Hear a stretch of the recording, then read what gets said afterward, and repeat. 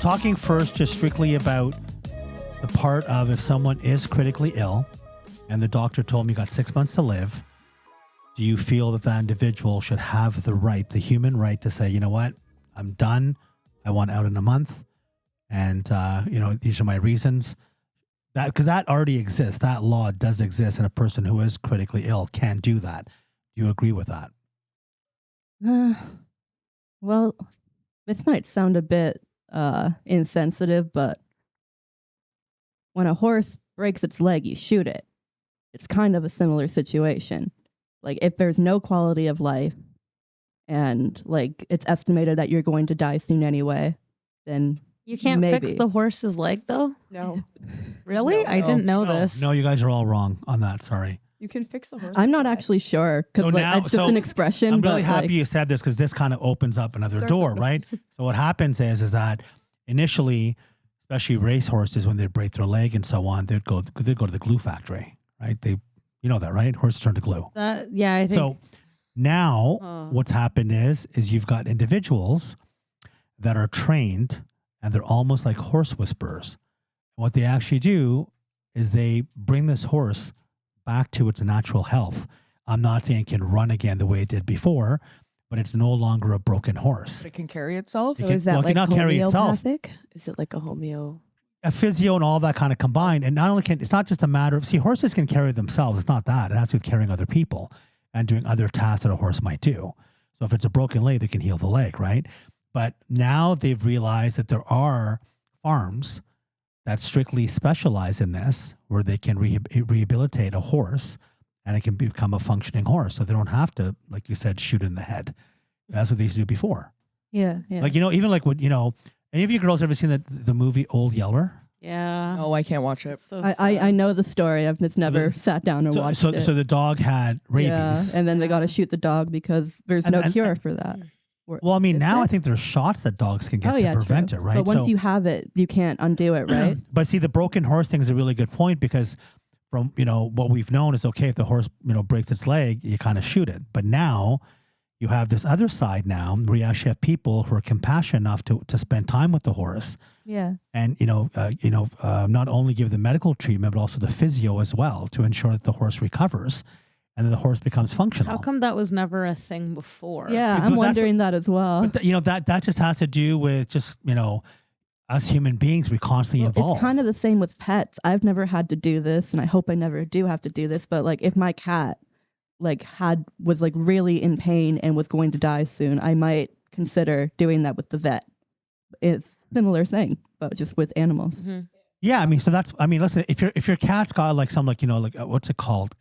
FP something. It's like feline cancer. Yeah, right? Cats can get cancer too, which is so sad. I had a cat, and there's no cure for it, right? So it's going to die, and it dies very quickly, and it shrivels up. It's horrible, right? I think for me, it's just like if their quality of life is just going to be filled with misery, then they should be able to put themselves out of their misery. Okay, that's how I feel about it. I guess you make a good point. It's not that black and white. Like when I was born, I was considered like a medical, miracle or whatever. Like they thought I was going to die when I was born and I didn't. So personally, I wouldn't do it. But if I saw someone but imagine if your parents had the right at that time to basically have an assisted suicide and you're a baby, the doctor said this baby's going to die in 3 months, it's suffering. I have a question, and the parents pull the plug, and then all of a sudden, with another baby, the same thing. They said the same thing, but the parents said no, and the baby survived. Okay, but you're using animals as an example to answer this question. It's like, okay, but these animals, would you consider them a mind that was sane or a mind that couldn't communicate? Because at the end, we're still making that decision for them to put them down. What if they were able to communicate like, guys, there is a way to heal my leg, and you don't have to shoot me, and I can still be useful. Yeah. Like, I'm just saying, critical things, like where the only option they have is misery, then they should be able to put them out of their misery. Melissa, to what you just said, if there's any chance that they can get better, then they should. Based on what you just said, you're agreeing to assist suicide because a human being is saying that, yes, I don't want to live. I cannot be helped. I want to die. So if the The animal said that, reality you do is the that same if they thing. really want to die, they'll just kill themselves anyways. It doesn't mean I'm agreeing. I'm You know what I'm just saying? kind If of the animal was able to speak and the box. animal said, you know what, I was a thoroughbred. I want every single race out there. Now I'm crippled. I'm not dealing with it. I'm done. Mhm. So you'd agree, right? So you're saying if the animal spoke and said, no, I don't want to. So the same for the human. If the human speaks and says, I'm done.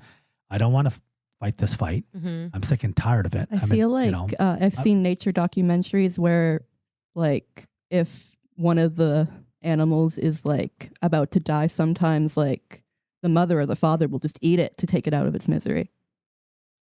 Really? That's true. My rabbit did that. Yeah, Well, like rabbits don't eat the baby. Yes, says the they do. No, they do. Right. Not They because the can. baby's suffering.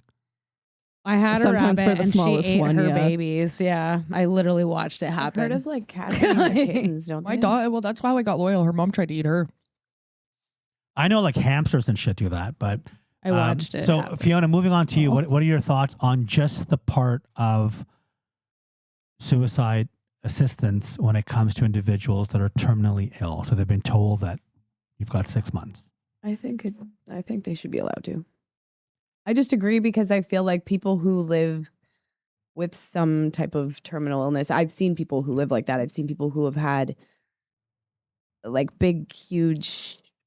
Remember Kirk? You had like the big, huge, Bed sores and yeah, like stuff like that, where like you're like 400 pounds and you're getting worse and you're miserable and you can't move and you can't do anything on your own anymore. Like people like that, I feel like if shrivel. they wanna go, they should be able to go. So what are your thoughts on, individuals that are under the age of 18 who have the same situation? Why is it any different when it comes It gets to tricky just because it's a kid. No, it makes 16 years old? Yeah, Okay. it makes it unfortunate, but like I also have had a friend with a little sister who had cancer and she fought it. She got it back, she fought it, and it got to the point where she literally came up to us one time sitting in the family room and said, she's like, if I get it again, I don't want to live. And she told her parents, she was 14 years old at this time, 14. Mhm. She already made up her mind at 14 years old that cancer had taken over. And if she got it again, she didn't want to live. And they made that choice and she never went through chemo again. And she ended up dying the next time because it came back. sad. But she made that choice and she didn't want to go through it again because it was just too much for her. So I feel like some kids, if they're living like that, and I was watching what she was going through, I feel like it should be allowed. So you think for like what would be the cutoff age for that when it comes to? I don't know. You know? That's where it gets tricky because like I would see her and she wasn't allowed to eat. Like she had like a bag that they had to like feed her through a tube and stuff. Like that's not a way to live. That's especially at Cheyenne? 14.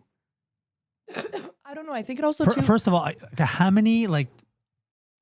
what are you eating? That makes me Everything. excited. I've Oh, had 3. God. She's had 10. Is or that 15. bag empty? Okay. Almost. There's 2 Stop. left. Don't look at my graveyard of wrappers. So Cheyenne, what are your thoughts on just the part of assisted suicide, which already exists? Honestly, like I watching my mom go through it firsthand, I do agree that if with the terminal illness side, my mom got diagnosed at stage 4. It had already spread to her liver, lung, lymph node. It was gone. And I watched her. The doctors told her she could try chemo, but the chemo would be so strong. If that didn't kill her, the cancer would take her out shortly after. She decided to do a round of chemo. And then after that, she was in copious amounts of pain. And she's like, I'm not doing this again. So I could kind of see 100% if she had that opportunity, yes, I would definitely I would be okay for it. But I guess it also too, when it comes to the cutoff for the age, I guess it also depends on the maturity of the child, because I hate to bring up your kids, but your kids are only 3 years apart, her 2 oldest, but the maturity levels are a world away. So someone like her oldest, I could see if that was making that decision. Yeah, I could trust it. But if it was something like her second. I mean, again, who's to make that judgment call? So one thing you said earlier about your mom getting to stage 4, right? Yeah. My niece had stage 4 cancer, and the doctors told her that she's done.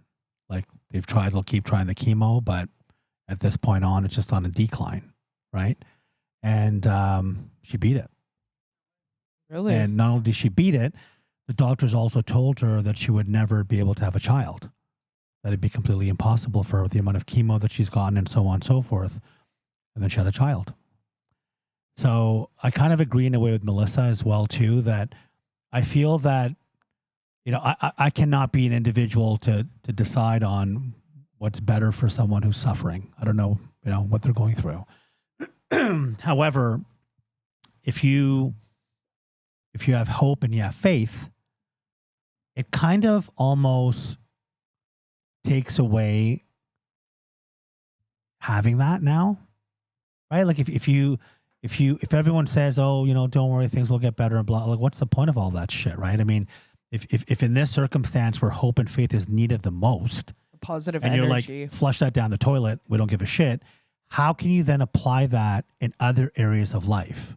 Oh, don't worry, your relationship is going to get better, your job's going to get better, or don't worry, your finances will get better. Have hope, have faith. And those are all like really small things compared to life and death. But now when it comes down to a matter of life and death, because science, doctors have said, you're done, you're going to die. I'm not saying they're wrong, but they're not always right either. Right? I mean, some diagnoses, They still know almost nothing about the human brain. they don't know shit about a lot of There's stuff. a And they thing constantly where change. the doctors also like to give you the worst case scenario over the best case scenario as well, in case you were to actually die. Right? I feel like So- anyone who actually did that would feel like a bit of pressure from their doctor, like get out of this bed, basically, like not directly, but they'd basically be like, oh, we want this person to open up a bed for my next patient. You know So what? You're let's 1,000% right. My sister passed away because of cancer. And when I got to the hospital and she was basically, a few hours away from dying, the doctor was just like, oh, well, it is what it is. And we're going to be giving her medication. Her children agreed to it. That's going to speed up the process. And I was like, what? Like, there was no empathy really there. There are like, I think it's called, I'm sure you guys have seen commercials for the Canadian, they're called the Cancer Centers of America. Yes. So the Cancer Centers of America are privately owned. And even in Canada, they have them. And it costs like, I don't know, An arm and a leg. 50,000, 75,000 a year. And they have a huge success rate because what they say is, and I know because a lot of people in my family have had cancer and some of them unfortunately have passed away. A lot of what cancer is about is mental. And if your mindset is extremely positive, a lot of people beat it. A lot of people do. And that's what these cancer centers do, is that they've got a team, they've got a system that's down-packed, and they have an environment they create all of their centers, and they just replicate it. And it's just positive reinforcement. I'm bigger than my cancer. I can beat my cancer. My family matters more, blah, blah, blah, and I'm going to beat it. And it's psychological, a lot of it, right? And they don't know why with some people the chemo works and with why some people it doesn't, or what level, right? My mom passed away and she had cancer, and this is years ago. So during that time, chemo was literally, they were using people as guinea pigs. Like, I'm not kidding. Like they had no fucking clue how much they were putting in. They're just trying different things. And the people who were terminally ill, it was just like a fucking hamster for them, or a mouse, like an experimental thing. Let's see what's going to happen if we do this. Let's see what's going to happen if we're going to do that.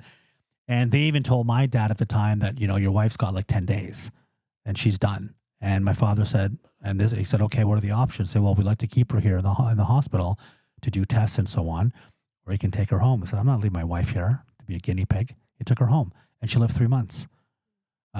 So based on today's technology, she may have lived even longer. You got people today, or back in the 80s and the 90s when AIDS really came out.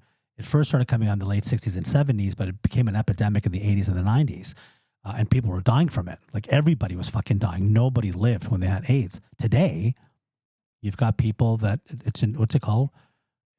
They actually Remission, whatever, where they have it, but They actually, they just came out, I'd say in the last 2 months, there was a study done and they actually did a drug trial test, and they've put up to 15 people in complete, there's no signs of HIV or AIDS in their body. yeah. So That's again, amazing. if you look at things 20 years ago or 30 years ago, people who had AIDS were going to die. Now imagine a kid who's like 19 or 20 and he's got AIDS, and this was allowed, where he was allowed to go ahead and do this and, get assisted suicide. And then 5 years. 25 years later, 15 years later, he'd be alive right now.